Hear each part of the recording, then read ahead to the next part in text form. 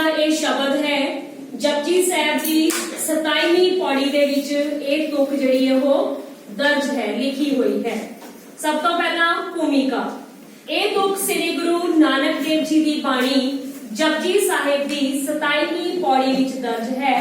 इस कथन विच अटल सच्चाई है कि मनुख मन नूं जित के अर्थात मन ते काबू पा के संसार ते राज कर सकता है।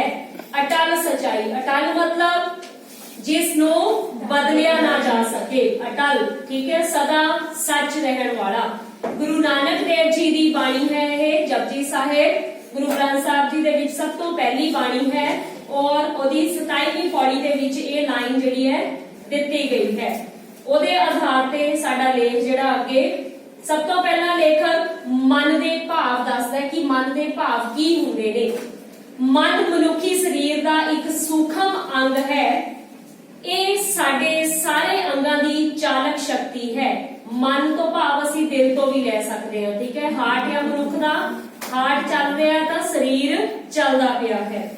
मन की इच्छा अनुसार ही मनुख दियां ज्ञान इंद्रियां काम करदियां हन। किहड़ियां ज्ञान इंद्रियां ने साडियां? हाँ जी, हाँ जी, सेंस ऑर्गन्स केड़े केड़े ने साडे?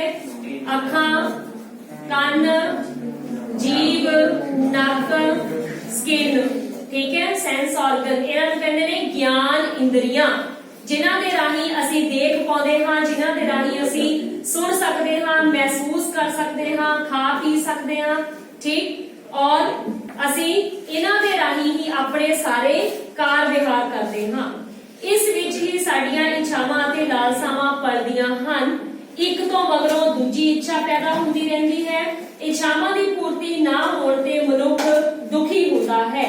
मन बड़ा चंचल है। चंचल मतलब, हाँ जी, चंचल जिहड़ा शरारती होवे, नटखट होवे, इस दी चंचलता बारे कहा जाता है। हुण एक कविता दी लाइनां आ लेखक ने ऐड कीतियां कि मन बड़ा चंचल है, चढ़ जाए तां पहाड़ ते, डिग पए तां केले दे छिल्लड़ तो। कहण तो भाव कि जेकर मनुख अपने मन दे विच ये ठाण लवे कि उसने उच्चियां मंजिलां प्राप्त करनियां हन, कोई उच्च मुकाम हासिल करना है, तां ओह पहाड़ वर्गियां उच्चियां चोटियां नूं भी आसानी दे नाल सर कर लैंदा है। ते नहीं तां जेकर ओहदा मनोबल उच्चा नहीं है तां डिग पए तां केले दी छिल्लड़ तो। भाव ओह निक्की जही चीज तो भी ठोकर खा के डिग सकता है। कहण तो भाव की है कि वो छोटी तो छोटी प्राप्ति करन तो भी वांझा रह जाता है। क्लियर होया है? लाइन्स क्लियर है? सो मन तो भाव सब तो पहला असीं ये पैराग्राफ लिखना कि मन की है। मन वो चीज है जिस दे नाल असीं अपनियां सारियां ਜਿਹੜੀਆਂ महसूस करन वाली चीजां हैं उन्हां नूं अगे ਵਧਾਉਂਦੇ हां, अपनियां इच्छावां ते लालसावां नूं पैदा करदे हां मन दे राही। नेक्स्ट है जन्म तो सुख दी इच्छा। जदों तो मनुख दा जन्म हो जाता है उदों तो ही वो सुख प्राप्ति दे साधन जिहड़े है लभणे शुरू कर दिंदा है। जदों मनुख जन्म लैंदा है तां ओह अपने सुख लई घोल करता है। घोल तो भाव संघर्ष करता है। इस पिछे ही मन हुंदा है जो भिन्न भिन्न इच्छावां दी पूर्ति दी इच्छा करता है। वह हर प्रकार दे सुख चाहता है, सुख प्राप्त करने लई संसार विच कर्म करता है, दुखा तो कोहां दूर भजदा है। आरिस्टिप्स का कहना है सारे मनोभाव अपने जन्म के छिन तो खुशी लई संघर्ष करते ते दुख नूं दूर रखते हन। मतलब हरेक मनुख दी ये इच्छा होंदी है, जन्म तो ही उसकी ये इच्छा होंदी है कि उन्होंने जिंदगी दे सारे सुख प्राप्त हो जाण ते दुख कदे भी उन्हां दी जिंदगी दे विच ना आवे। मुढ़ तो ही जदों मनुख जंगलां विच रह के गुजारा करदा सी तां ओह अपने सुख अते बचाव लई यतनशील सी। जदों शुरुआत असीं पढ़दे हां हिस्ट्री दे विच भी कि जंगली मनुख अर्ली मैन दी स्टोरी पढ़ी हुई है। जंगल दे विच रहिंदा सीगा तां ओहने जिहड़ी अग दी खोज है काहदे लई होई सीगी, क्यों कीती सी? एक तो ओहदी मेन जिहड़ी बेसिक नीड सीगी, जरूरत सीगी भोजन पकाउण लई, ठीक है। कच्चा मांस खांदा सी, भोजन पकाउणा सी, ओहनूं पकाउण दे लई ओहने अग दी खोज कर लई। ਦੂਜਾ ਇੱਕ ਇਹ ਵੀ ਰੀਜ਼ਨ ਮੰਨਿਆ ਜਾਂਦਾ ਹੈ, ਗੁਫਾਵਾਂ ਦੇ ਵਿੱਚ ਰਹਿੰਦਾ ਸੀ ਜਾਂ ਖੁੱਲੀ ਛੱਤ ਹੇਠ ਅਸਮਾਨ ਦੇ ਵਿੱਚ ਜੰਗਲਾਂ 'ਚ, ਤਾਂ ਜੰਗਲੀ ਜਾਨਵਰਾਂ ਦੇ ਡਰ ਨੇ ਅੱਗ ਦੀ ਖੋਜ ਨੂੰ ਜਨਮ ਦਿੱਤਾ।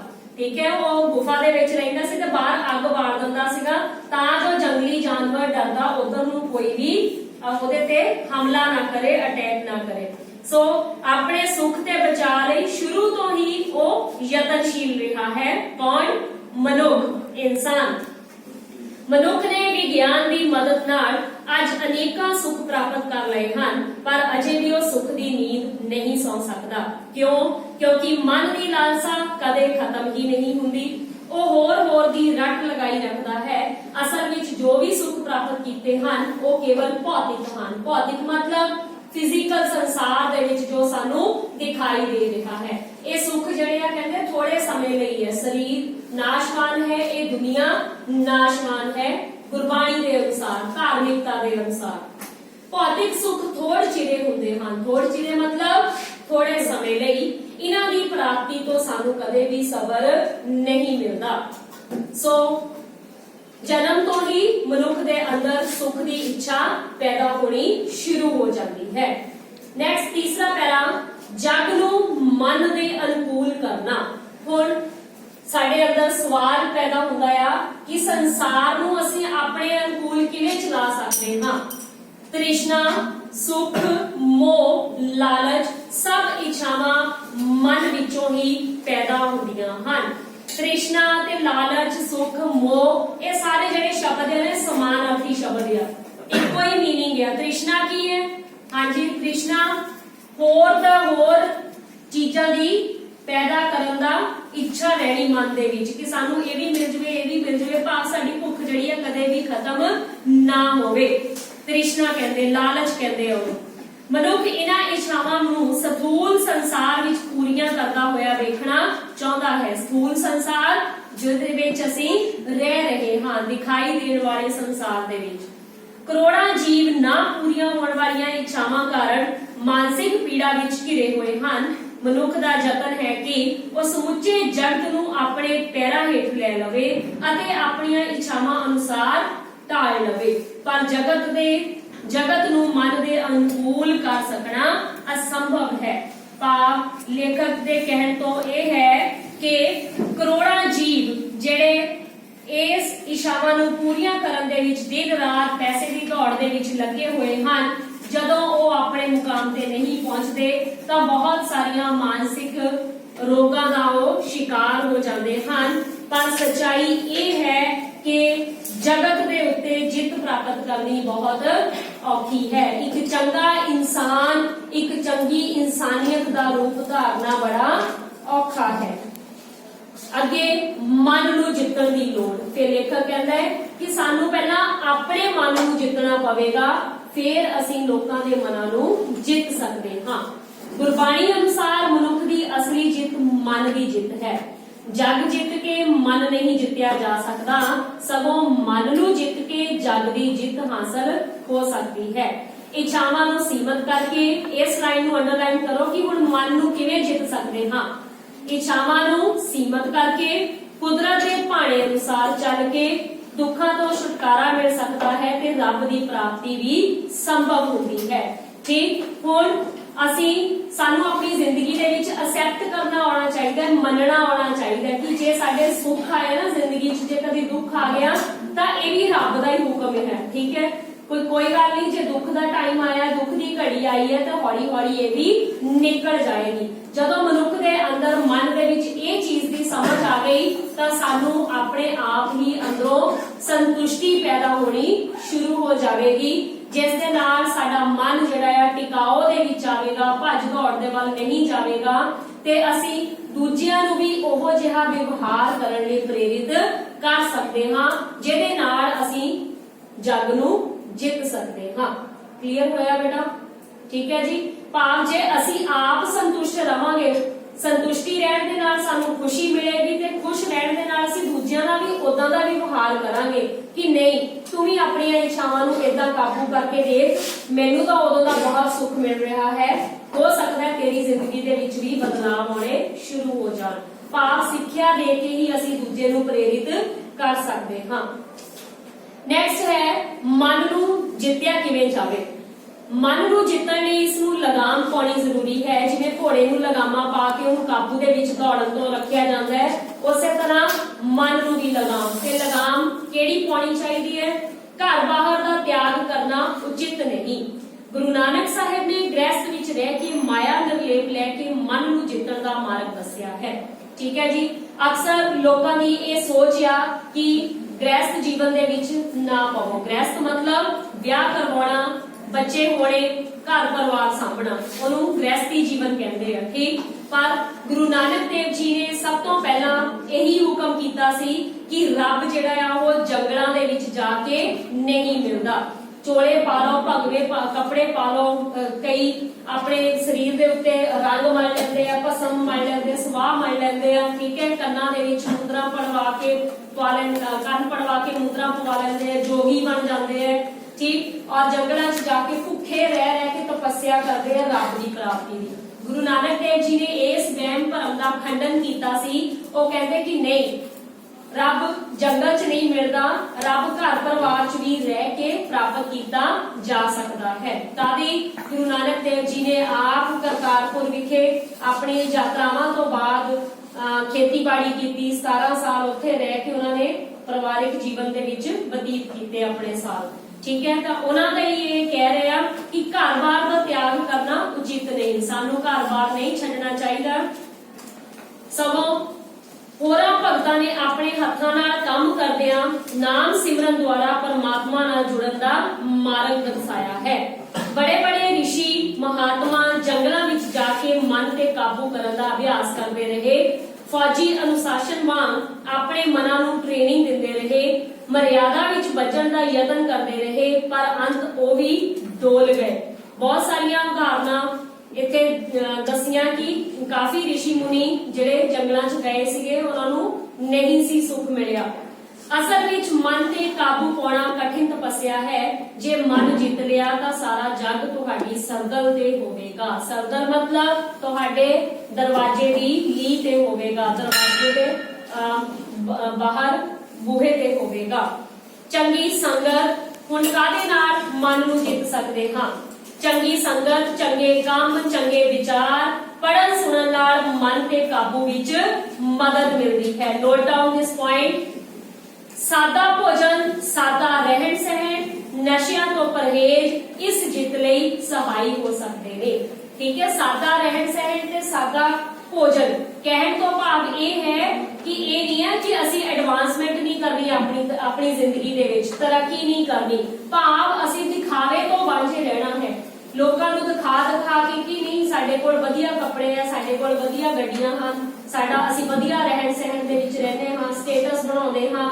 ਉਹ ਚੀਜ਼ ਕਹਿੰਦੇ ਤੁਹਾਡੀ ਜ਼ਿੰਦਗੀ ਜਿਹੜੀ ਆ ਉਹ ਦਿਖਾਵੇ ਤੋਂ ਰਹਿਤ ਹੋਣੀ ਚਾਹੀਦੀ ਹੈ, ਨਿਰਲੇਪ ਹੋਣੀ ਚਾਹੀਦੀ ਹੈ, ਨਸ਼ਿਆਂ ਦਾ ਤਿਆਗ ਹੋਣਾ ਚਾਹੀਦਾ ਹੈ ਜ਼ਿੰਦਗੀ ਦੇ ਵਿੱਚ। ਕਾਮ, ਕ੍ਰੋਧ, ਲੋਭ, ਮੋਹ, ਹੰਕਾਰ ਆਦਿ ਦਾ ਤਿਆਗ ਵੀ ਇਸ ਵਿੱਚ ਸਹਾਈ ਹੁੰਦੇ ਨੇ। ਇਹ ਪੰਜ ਜਿਹੜੇ ਹੈ ਮਨੁੱਖ ਦੀ ਜ਼ਿੰਦਗੀ ਦੇ ਗੁਰਬਾਣੀ ਦੇ ਵਿੱਚ ਵੱਡੇ ਮਹਾਵਿਕਾਰ ਦੱਸੇ ਹੋਏ ਨੇ। ਸੋ ਇਹਨਾਂ ਦਾ ਵੀ ਕਹਿੰਦੇ ਅਸੀਂ ਆਪਣੀ ਜ਼ਿੰਦਗੀ ਦੇ ਵਿੱਚ ਤਿਆਗ ਕਰੀਏ ਤਾਂ ਅਸੀਂ ਆਪਣੇ ਮਨ ਨੂੰ ਸੰਤੁਸ਼ਟ ਰੱਖ ਸਕਦੇ ਹਾਂ। ਮੈਂ ਦੀ ਭਾਵਨਾ ਖਤਮ ਕਰਕੇ ਆਪਣੇ ਮੂਲ ਨੂੰ ਪਹਿਚਾਨਣ ਦੀ ਲੋੜ ਹੈ। ਸਭ ਤੋਂ ਵੱਡੀ ਗੱਲ ਮਨੁੱਖ ਦੇ ਅੰਦਰ ਜਿਹੜਾ ਮੈਂ ਸ਼ਬਦ ਆ ਕਿ ਇਹ ਕੰਮ ਮੈਂ ਕੀਤਾ। ਠੀਕ ਹੈ, ਕਦੇ ਵੀ ਆਪਣੇ ਆਪ ਦੇ ਵਿੱਚ ਇਸ ਚੀਜ਼ ਨੂੰ ਨਾ ਆਉਣ ਦਿਓ। ਇਹਦੇ ਨਾਲ ਹੀ ਸਭ ਤੋਂ ਪਹਿਲਾਂ ਮਨੁੱਖ ਦੇ ਅੰਦਰ ਹੰਕਾਰ ਦੀ ਭਾਵਨਾ, ਹਉਮੈ ਦੀ ਭਾਵਨਾ ਪੈਦਾ ਹੁੰਦੀ ਹੈ ਮੈਂ। ਜਦਕਿ ਸਾਡੀ ਦੁਨੀਆ ਦੇ ਵਿੱਚ ਜੋ ਸਾਨੂੰ ਦਿਖਾਈ ਦੇ ਰਿਹਾ ਸੰਸਾਰ ਦੇ ਵਿੱਚ ਮਨੁੱਖ ਜਿਹੜਾ ਆ ਕੁਝ ਵੀ ਕਰਨ ਵਾਲਾ ਨਹੀਂ ਹੈ। ਜੇਕਰ ਅਸੀਂ ਇਹ ਕਹਿੰਦੇ ਕਿ ਪਰਮਾਤਮਾ ਦੇ ਹੁਕਮ ਤੋਂ ਬਿਨਾਂ ਤਾਂ ਪੱਤਾ ਵੀ ਨਹੀਂ ਹਿਲਦਾ, ਠੀਕ, ਫਿਰ ਅਸੀਂ ਇਹ ਕੰਮ ਕਿੱਦਾਂ ਕਰ ਸਕਦੇ ਹਾਂ? ਸਾਨੂੰ ਕਰਵਾਉਣ ਵਾਲਾ ਕੌਣ ਹੈ? ਪਰਮਾਤਮਾ। ਸਾਡੇ ਪਿੱਛੇ ਕਿਹੜੀ ਸ਼ਕਤੀ ਹੈ? ਪਰਮਾਤਮਾ ਦੀ। ਠੀਕ ਹੈ, ਜੋ ਅਦ੍ਰਿਸ਼ ਹੈ, ਸਾਨੂੰ ਦਿਖਾਈ ਨਹੀਂ ਦਿੰਦੀ, ਪਰ ਇਹ ਪਰਮਾਤਮਾ ਸਾਡੇ ਕੋਲੋਂ ਸਭ ਕੁਝ ਕਰਵਾ ਰਿਹਾ ਹੈ। ਮਨ ਤੋਂ ਜੋਤ ਸਰੂਪ ਹੈ ਆਪਣਾ ਮੂਲ ਪਛਾਣ। ਇਹ ਵੀ ਗੁਰਬਾਣੀ ਦਾ ਸ਼ਬਦ ਹੈ। ਗੁਰਬਾਣੀ ਦੀ ਉਦਾਹਰਣ ਦਿੰਦੇ ਹੋਏ ਕਹਿ ਰਹੇ ਹੈ ਕਿ ਮਨ ਤੋਂ ਜੋਤ ਸਰੂਪ ਹੈ। हे ਮਨ, ਤੇਰਾ ਜਿਹੜਾ ਸਰੂਪ ਹੈ, ਤੇਰੀ ਜਿਹੜੀ ਬਣਾਵਟ ਹੈ ਉਹ ਪਰਮਾਤਮਾ ਦੀ ਜੋਤ ਵਿੱਚੋਂ ਹੀ ਪੈਦਾ ਹੋਈ ਹੈ। ਇਸ ਲਈ ਤੈਨੂੰ ਆਪਣਾ ਅਸਲੀ ਮੂਲ ਜਿਹੜਾ ਹੈ ਉਹ ਜੜ ਜਿਹੜੀ ਹੈ ਪਛਾਣਨੀ ਚਾਹੀਦੀ ਹੈ। ਹਿੰਸਾ ਨਾਲ ਜੱਗ ਨਹੀਂ ਜਿੱਤਿਆ ਜਾਂਦਾ। ਹਿੰਸਾ ਕੀ ਹੈ? ਲੜਾਈ ਝਗੜੇ, ਮਾਰ ਕੁਟਾਈ। ਠੀਕ ਹੈ, ਹੁਣ ਜਿੱਦਾਂ ਦਿੱਲੀ 'ਚ ਵੀ ਹੁਣ 26 ਜਨਵਰੀ ਦੀ ਪਰੇਡ ਨੂੰ ਦੰਗੇ ਫਸਾਦ ਜਿਹੜੇ ਹੋਏ ਆ ਜਾਣਬੁੱਝ ਕੇ ਕਰਵਾਏ ਗਏ ਜਾਂ ਕਿਵੇਂ ਹੋਏ ਕਿਸੇ ਨੂੰ ਨਹੀਂ ਪਤਾ ਲੱਗ ਰਿਹਾ, ਹਨਾ। ਤੇ ਉਹਨਾਂ ਦਾ ਰਿਜ਼ਲਟ ਕੀ ਹੈ? ਅੰਦੋਲਨ ਖਤਮ ਹੋ ਰਿਹਾ ਸੀ ਕਿਸਾਨਾਂ ਦਾ।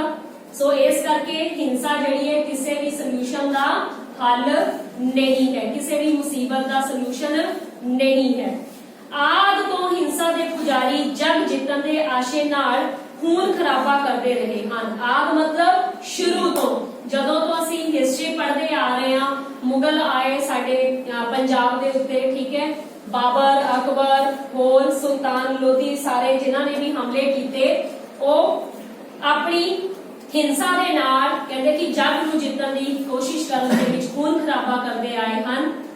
ਹਰ ਯੁੱਗ ਵਿੱਚ ਯੁੱਧ ਹੋਏ ਹਨ, ਚਾਹੇ ਉਹ ਰਾਮ ਜੀ ਦੇ ਯੁੱਗ ਦਾ ਹੋਵੇ, ਤ੍ਰੇਤਾ ਹੋਵੇ, ਦੁਆਪਰ ਹੋਵੇ, ਕਲਯੁਗ ਹੋਵੇ, ਸਤਯੁਗ ਹੋਵੇ। ਹਰ ਯੁੱਗ ਦੇ ਵਿੱਚ 4 ਯੁੱਗ ਮੰਨੇ ਜਾਂਦੇ ਨੇ, ਸਤਯੁਗ, ਤ੍ਰੇਤਾ, ਦੁਆਪਰ ਤੇ ਆ ਹੁਣ ਜਿਹੜਾ ਇਹ ਚੱਲ ਰਿਹਾ ਇਹਨੂੰ ਕਹਿੰਦੇ ਕਲਯੁਗ। ਠੀਕ, ਕਹਿੰਦੇ ਕਿ ਹਰੇਕ ਯੁੱਗ ਦੇ ਵਿੱਚ ਯੁੱਧ ਹੋਏ ਆ, ਵਿਸ਼ਵ ਯੁੱਧ ਹੋਏ ਆ ਤੇ ਅੱਜ ਵੀ ਹੁੰਦੇ ਆ ਰਹੇ ਆ। ਵਰਲਡ ਵਾਰ ਹੋਈਆਂ ਸੀ, ਠੀਕ, ਉਹਦੇ ਵਿੱਚ ਕਿੰਨੀਆਂ ਤਬਾਹੀ ਹੋਈਆਂ। ਹੀਰੋਸ਼ੀਮਾ ਤੇ ਨਾਗਾਸਾਕੀ ਦੇ ਜਿਹੜੇ ਅਸੀਂ ਪੜ੍ਹਦੇ ਆ ਕਿ ਪੂਰੇ ਦੇ ਪੂਰਾ ਸ਼ਹਿਰ ਜਦੋਂ ਬੰਬ ਦੇ ਨਾਲ ਉਹਨਾਂ ਨੇ ਉਡਾ ਦਿੱਤੇ ਸੀਗੇ, ਤੇ ਅੱਜ ਤਾਈਂ ਵੀ ਉੱਥੋਂ ਦੇ ਲੋਕ ਜਿਹੜੇ ਆ ਉਸ ਨਿਊਕਲੀਅਰ ਬੰਬ ਦੀ ਮਾਰ ਦੇ ਕਰਕੇ ਬਿਮਾਰੀਆਂ ਦਾ ਸ਼ਿਕਾਰ ਹੋਣੋਂ ਨਹੀਂ ਰਹਿ ਰਹੇ। ਪਰ ਕਦੇ ਵੀ ਕੋਈ ਚੱਕਰਵਰਤੀ ਰਾਜਾ ਨਹੀਂ ਬਣ ਸਕਿਆ। ਯੁੱਧ ਨਾਲ ਕਦੇ ਵੀ ਜੱਗ ਨਹੀਂ ਜਿੱਤਿਆ ਜਾ ਸਕਦਾ। ਸੋ ਜਿਹੜਾ ਰਿਜ਼ਲਟ ਹੈ, ਨਤੀਜਾ ਇਹ ਕਹਿੰਦਾ ਹੈ ਕਿ ਕਦੇ ਵੀ ਲੜਾਈ ਜਾਂ ਹਿੰਸਾ ਦੇ ਨਾਲ ਅਸੀਂ ਕਿਸੇ ਸੰਸਾਰ ਦੇ ਲੋਕਾਂ ਨੂੰ ਜਿੱਤ ਨਹੀਂ ਸਕਦੇ। ਮਨ ਦੀ ਜਿੱਤ ਮੁਸ਼ਕਲ ਘਾਟੀ। ਮੁਸ਼ਕਲ ਘਾਟੀ ਮਤਲਬ ਔਖੀ ਪ੍ਰਾਪਤੀ ਹੈ। ਮਨ ਦੀ ਜਿੱਤ ਆਸਾਨ ਨਹੀਂ, ਇਸ ਲਈ ਨਿਰੰਤਰ ਸੰਘਰਸ਼ ਦੀ ਲੋੜ ਹੈ। ਇਸ ਸੰਘਰਸ਼ ਮਗਰੋਂ ਮਨ ਸਹਿਜ ਅਵਸਥਾ ਵਿੱਚ ਪਹੁੰਚ ਜਾਂਦਾ ਹੈ, ਬਿਲਕੁਲ ਸੰਤੁਸ਼ਟ ਹੋ ਜਾਂਦਾ ਹੈ, ਰੱਬ ਦਾ ਧੰਨਵਾਦ ਕਰਦਾ ਹੈ, ਜਗਤ ਜੇਤੂ ਹੋ ਕੇ ਨਿਰਭਉ ਹੋ ਜਾਂਦਾ ਹੈ। ਨਿਰਭਉ ਤੋਂ ਮਤਲਬ ਕਿਸੇ ਨੂੰ ਵੀ ਉਸਦਾ ਡਰ ਨਹੀਂ ਰਹਿੰਦਾ।